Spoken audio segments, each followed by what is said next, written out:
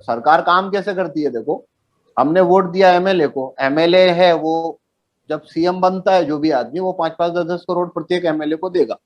तो हम्म, कभी कभी ज्यादा भी, पर हाँ 5-10 करोड़ तो देना ही पड़ता है। तो जो भी सीएम बनता है उसके स्पॉन्सर है वो सभी एमएलए को 5-10 करोड़ देते हैं, फिर वो ठप्पा मारेंगे और उसको सीएम बना देते हैं।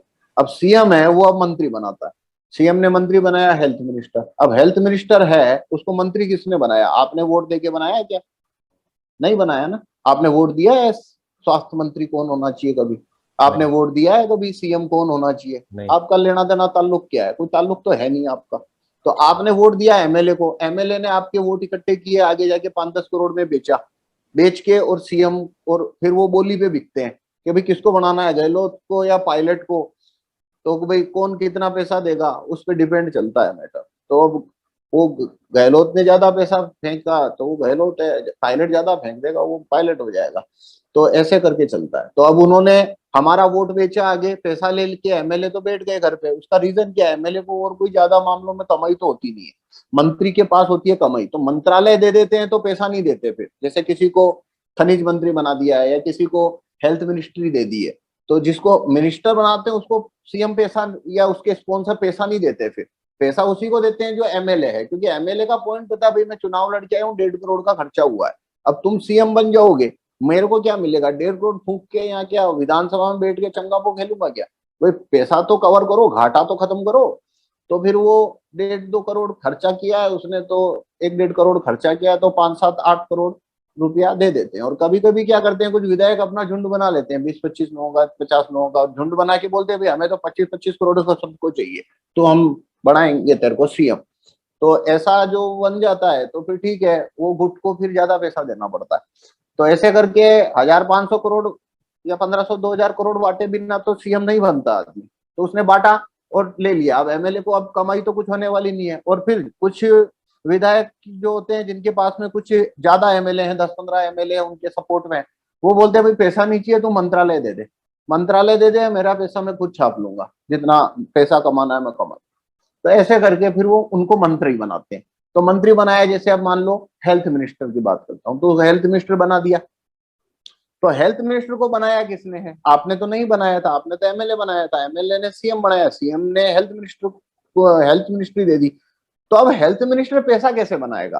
तो अब वो एक अच्छा कानून छापता है जिससे, जैसे मान लो वो शुगर सब्सिडी खत्म करता है, या वो मास्क का नहीं पहनना ये कानून छापता है, या वैक्सीनेशन कंपल्सरी नहीं ये हेल्थ मिनिस्टर कानून छापता है, तो आप उसको पैसा भेजते हो क्या? 5 रुपए भेजोगे? बोलो मेरे को।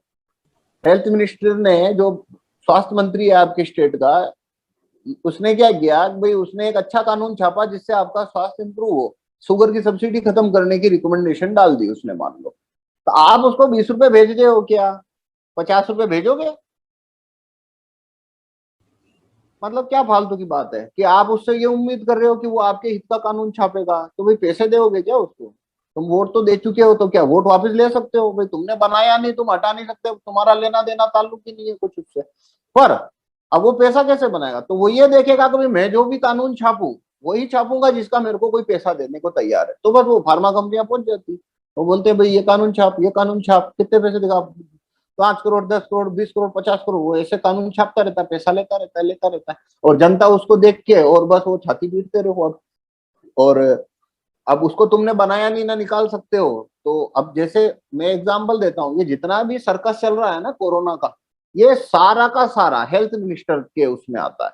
पर अभी क्यों मैं बोल रहा हूँ ये सब सीएम कर रहा है, हेल्थ मिनिस्टर नहीं कर रहा है? क्योंकि हेल्थ मिनिस्टर को सीएम ने बना के रखा है, सीएम उसको हटाना चाहे तो हटा देगा, और जो पीएम है वो भी चाहेगा तो केंद्रीय स्वास्थ्य मंत्री को हटा देगा। तो अभी वो दोनों उसके चंगुल के अंदर है। पर ये पूरा जो एरिया है ना कोरोना का, कभी मास्क लगाना चाहिए नहीं लगाना चाहिए, इसका नोटिफिकेशन या इसकी पावर की भी होना चाहिए नहीं होना चाहिए, ये पावर है हेल्थ मिनिस्टर के पास। वो ये बताएगा, वो ये बता सकता है 5G आना चाहिए या नहीं आना चाहिए। हेल्थ मिनिस्टर के पास पावर है, वो 1 महीने के अंदर सर्वे करके एक रिसर्च करवा सकता है, और करके वो रिकमेंडेशन डाल देगा भाई 5G आया तो लोगों को लॉस है। तो बस खत्म हो गई बात, अब 5G नहीं आएगा तुम्हारा। अगर उसने बोल दिया मास्क लगाने से कोरोना के संक्रमण का कोई लेना देना नहीं बनता है, खत्म हो गई बात। अब ये मास्क का कानून नहीं बनेगा। अब वो बोलता है भाई ये जिसने स्टेरॉइड इसके ट्रीटमेंट में दे रहे हैं, वैक्सीन है, तो वैक्सीन लेना कंपल्सरी, ये भी हेल्थ मिनिस्टर का एरिया है, उसके पास में वो सारे संसाधन, टीम और अथॉरिटी होती है। पर उसको पैसा दे रहे हैं वो। अब मेरे को बोलो आप दे रहे हो क्या यार, आप तो पैसा नहीं दे रहे। और वोट वापसी सीएम, वोट वापसी मंत्री, ये कानून क्या करता है? ये कानून ये करता है कि भाई तेने ये कानून डाला, हम तेरे को हटा देंगे और दूसरे स्वास्थ्य मंत्री को रख देंगे 3 दिन में। तो उस केस में क्या हुआ, वो कानून नहीं छाप पाएगा। अब देखो, अगर भारत में वोट वापसी सीएम या वोट वापसी मिनिस्टर का कानून होता तो देखो, ये पासबुक आपके हाथ में आती है, हर हर वोटर के पास ये पासबुक रहती है। अब ये पासबुक होती थी, इसमें मंत्री का पन्ना भी है। अब जो मंत्री का पन्ना है, वहां पे आप जो एग्जिस्टिंग सीएम है उसको निकालने के लिए एसएमएस भेज सकते हो, या ये पासबुक लेके कलेक्टर की कचहरी में भी जा सकते हो, पटवारी कार्यालय में भी जा सकते हो, बोल सकते हो भाई ये मंत्री को निकाल के मेरे को इस मंत्री को बनाना। तो क्या होगा भाई, 15 दिन में वो ये ड्रामा शुरू करेगा। 15 दिन के अंदर स्टेट, मान लो राजस्थान का स्टेट, राजस्थान के अंदर 6 करोड़ वोटर हैं, 5 करोड़ वोटर हैं, 4.5 करोड़ वोटर हैं। वो 4.5 करोड़ में से 1 करोड़ वोटर ने अगर उसको एसएमएस भेजा तो भाई इसको निकालते हैं, बात खत्म है। उसकी नौकरी जाने की कंडीशन में आ गई। अब कोई भी स्पॉन्सर या उसको बचा नहीं सकता है ना, और इसकी जगह हम किसी दूसरे को रख रहे हैं। तो क्या होगा, वो या तो कानून कैंसिल करेगा या जनता उसे बदल देगी। तो उसका कनेक्शन वोटर से बन गया। ये है स्थायी समाधान। ये का ये मुख्यमंत्री के ऊपर है, ये स्थायी समाधान है। कभी वो सुबह से शाम तक कुछ भी कानून छापे, वो छाप ही नहीं पाएगा। पर अब देखो, पॉलिटिक्स में बेवकूफ बनाने का धंधा क्या है, टेम्पररी सॉल्यूशन की तरफ लोगों को भेजो। ये पूरा कोरोना का जो जाल खड़ा हुआ है, वो सारा जाला खड़ा किया है हेल्थ मिनिस्टर ने। अब वो हेल्थ मिनिस्टर है, वो खड़ा कर पाया क्योंकि वोट वापसी का कानून नहीं था मंत्री के ऊपर।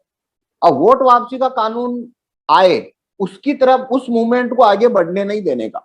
उसके लिए क्या है, एक एक झुंड है मास्क का विरोध कर रहा है, एक झुंड है वैक्सीन का विरोध कर रहा है, एक झुंड है लॉकडाउन का विरोध कर रहा है, एक झुंड है 5G का विरोध कर रहा है। क्या नाटक है भाई? तुम वहां मजमा लगा के ये कैंसिल करा दो, 6 महीने बाद वो नया डाल देगा कानून, तब क्या करोगे भाई? बात वो है, वो मतलब तुम उसे कुछ लॉस तो देने वाले नहीं हो, उसको को बदल तो सकते नहीं हो, कुछ भी नहीं कर सकते हो। तो बस वो छाती कूटे करते रहो, कुछ होने वाला तो है नहीं। पर ये कानून है, अगर आपके पास ये पासबुक है तो क्या हुआ, ये सारा कोरोना का ड्रामा, ये एक मतलब 21 मार्च को लॉकडाउन आता और 15 दिन के अंदर या तो मिनिस्टर बदल जाता या लॉकडाउन खुल जाता, मास्क का कानून निकल जाता, सारा मैटर खत्म। 15 दिन का काम है, कुछ ज्यादा है नहीं। 2 साल खींच